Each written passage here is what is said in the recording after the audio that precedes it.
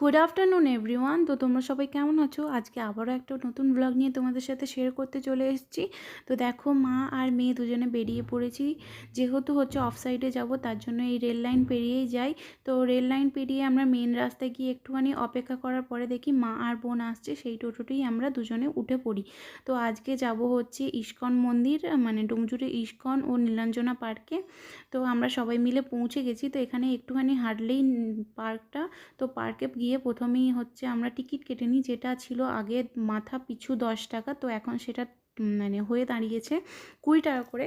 যাই হোক, তো আমরা সবাই মিলে টিকিটটা কেটে নিয়ে প্রথমেই চলে যাই পার্কে। তো এই দেখো, এখানে ছিল একটা ট্রি হাউস, যেটার গেট বন্ধ ছিল, কারণ এটা অনেক দিনের, যার জন্য হচ্ছে গেট বন্ধ রেখেছে। তো এই পার্কটা তোমাদের সাথে আমি একটুখানি ছোট ছোট ক্লিপে দেখাচ্ছি, মানে শেয়ার করছি যে কীরকম ছিল। তো পার্কটা একদম ছোট বাচ্চাদের জন্যই ঠিক আছে। মানে আমার খুব পার্সোনালি খুব একটা পছন্দ নয় এই পার্কটা, যেহেতু মানে বড়দের সেরকম কিছু মানে অ্যাক্টিভিটিস নেই, যার জন্য হচ্ছে আমার খুব একটা পছন্দ নয়। তো দেখো, এখানে সবাই মিলে মানে সবাই বোটিং করছিল, তো সেগুলো দেখছিলাম। তারপরে চলে এলাম সবাই মিলে লস্যি খেতে। তো লস্যি তো আমরা কেউ খাইনি, খেয়েছিলাম হচ্ছে সোডা ওয়াটার। তো এটার দাম মানে নর্মালি সোডা ওয়াটারের দাম যেরকম হয় তার থেকে অনেকটাই বেশি ছিল, যার জন্য আমরা দুটো নিয়েছিলাম। তো সবাই মিলে ওটাই খেলাম।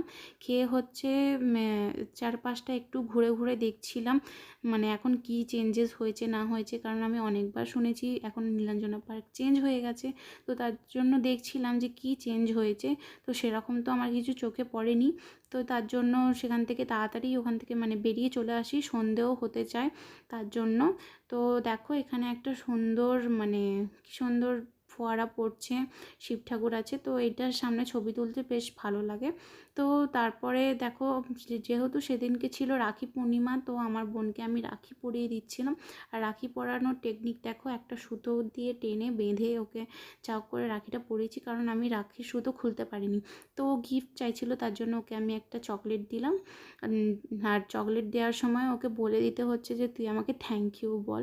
তো যাই হোক, ওখান থেকে সবাই মিলে বেরিয়ে পড়ি। আর তার পাশেই হচ্ছে আমাদের ইস্কন মন্দির, মানে 2 মিনিট হাঁটলেই হচ্ছে ইস্কন মন্দির। তো আমরা সবাই মিলে ইস্কন মন্দিরে পৌঁছে যাই। তো এখন গিয়ে দেখি অনেক চেঞ্জ হয়ে গেছে মন্দিরটা, কারণ আগে মন্দিরের সামনে জুতো রাখা হতো, আর এখন গেটের ধারে জুতো রাখা হচ্ছে। তো এখন সবাই মিলে হচ্ছে তিলক কেটে নিচ্ছি। আমি কোনো দিন মানে মন্দিরে এসে তিলক কাটি না, তো দেখতেও পাই না যে কেউ তিলক পরাচ্ছে বলে। তো এবারে হচ্ছে সবাই মিলে তিলক পরে নিই। তো তিলক পরে হচ্ছে মন্দিরে যেতে না যেতেই বুঝতে পারি যে মন্দিরের মানে সামনেটা একটু চেঞ্জ হয়ে গেছে। কারণ কেন বলছি, কারণ হচ্ছে আগে মন্দিরের সামনেটায় উঁচু মতো মানে কিছু একটা ছিল না, মানে শুধু নর্মাল মন্দির ছিল, এই যে সিঁড়ি আর এইদিকে মন্দির, তো এইটুকুই ছিল দেখেছিলাম। আর এই যে এইদিকে হচ্ছে একটা শিবলিঙ্গ আছে, তো ওইটা আগে ছিল না, যার জন্য বললাম যে চেঞ্জ হয়ে গেছে। আর ওদিকেও হচ্ছে বোটিংয়ের মানে ব্যবস্থা ছিল, যার জন্য বুঝতে পারলাম অনেক পাল্টে গেছে। তো দেখো, মন্দিরে এসে গেছি, আর এসে তোমাদের দর্শন করে দিলাম রাধাকৃষ্ণকে। আর এদিকে যে রাধাকৃষ্ণ দোলনায় দুলছে, এটাও আগে ছিল না, তো এখন হয়েছে। তো আমি আর বোন একটু মানে দোলনার দড়ি ধরে ধরে টানছিলাম। তো টানার পর হচ্ছে সবাই মিলে দেখলাম নাচ গান করছে, তো আমরাও হচ্ছে মানে সঙ্গে ছিলাম, যেহেতু মানে মানে খুবই সুন্দর লাগছিল বিষয়টা, মানে বোঝাতে পারছি কি জানি না। তো তারপরেই হচ্ছে ঠাকুরের যে মন্দির, মানে মেন যে জায়গাটায় ঠাকুর থাকে, তো চারপাশে আমরা সবাই ঘুরছিলাম। তারপরে রাত্রির হয়ে যাচ্ছিল বলে আমরা সবাই মিলে বেরিয়ে চলে এলাম ওখান থেকে। আর রাত হয়ে যাওয়ার কারণে বাইরে থেকে আমরা খাবারটা কিনে নিই। তো আজকের ভিডিও এই পর্যন্ত। ভালো লেগে থাকলে লাইক শেয়ার কমেন্ট করে দিও, আর সাবস্ক্রাইব করে দিও।